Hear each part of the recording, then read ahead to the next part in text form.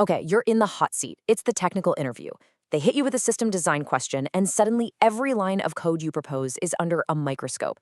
This is where the pros really stand out, by showing they have a rock-solid grasp of core design principles. And then you hear this question. This is your moment. See, they're not just looking for a textbook definition. They want to see that you actually get it, that you know how to build software that lasts. So let's break down exactly how to nail this answer. So at its core, SOLID is just an acronym for 5 principles that are basically the blueprint for good object-oriented design. Think of them as the golden rules for building code that won't give you a headache later. It's all about making your software maintainable, flexible, and, actually understandable. So here's the game plan.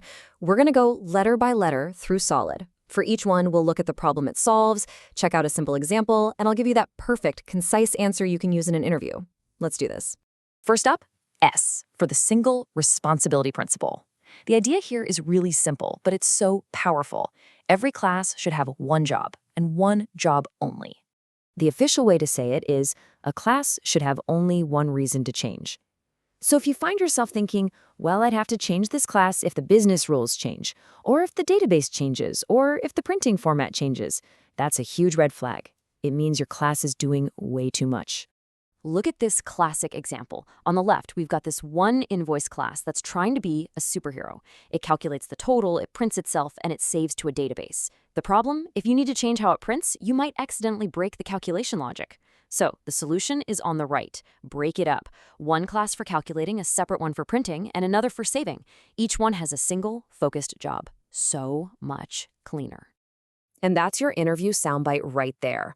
When they ask why this matters, you tell them it's all about making the code easier and safer to maintain. A change in one spot doesn't cause a ripple effect of bugs somewhere else. All right, let's move on to O for the open/close principle. This is all about how you add new features without breaking what already works. It's the secret to building systems that can evolve without constant rewrites. Now, the textbook definition says that software should be open for extension but closed for modification. Okay, what does that actually mean? It means you should be able to add new functionality by writing new code, not by changing old battle-tested code. Let's see it in action. On the left, a new requirement comes in. Hey, we need to save invoices to a file now, not just the database. The dangerous way to do this is to just crack open that existing invoice.DAO class and add a save to file method. The risk of introducing a bug is super high. The right way is on the other side. We create a generic invoice.DAO interface.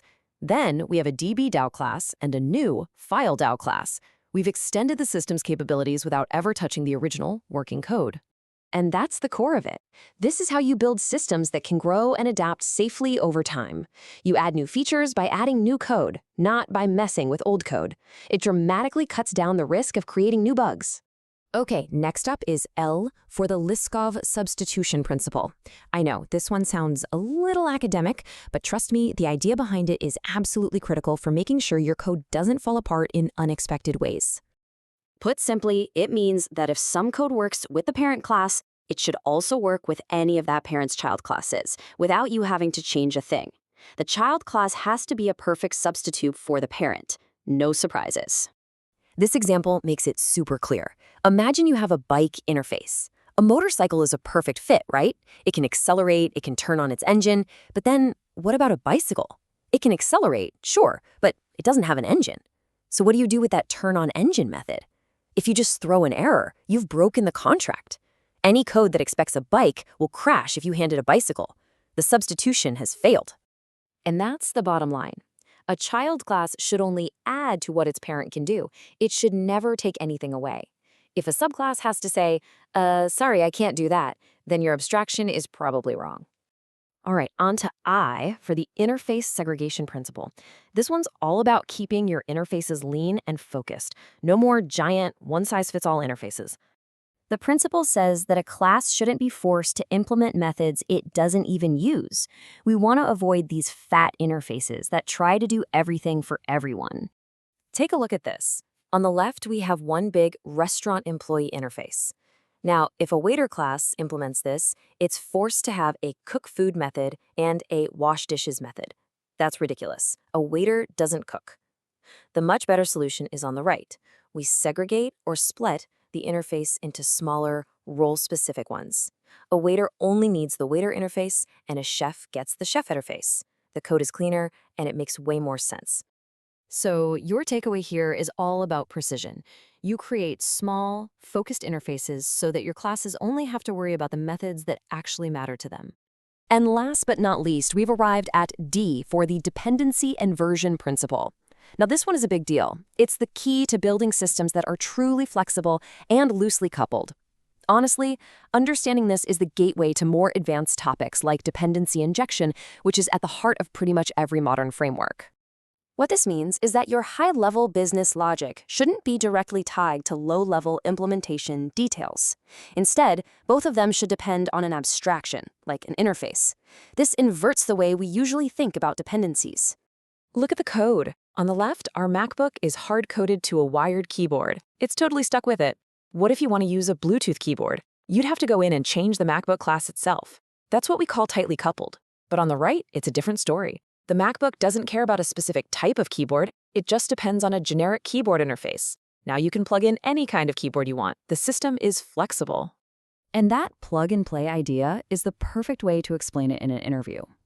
The system becomes flexible. And, hey, it's not just about swapping keyboards. This is absolutely fundamental for testing too. It means you can easily plug in a fake or mock object during a test, which makes your code way easier to verify. Okay, so let's do a super quick final recap. Ready? S, single responsibility, one class, one job. O, open, closed. Extend with new code, don't change old code. L, Liskov substitution. A subclass must be a perfect substitute for its parent. I, interface segregation, keep your interfaces small and specific. And D, dependency inversion, depend on abstractions, not concrete details. Got it? So knowing these principles is the first major step. But the real mark of an expert engineer is developing the wisdom to know not just how to apply them, but when, just maybe, a simpler solution is the smarter call. That's something to think about.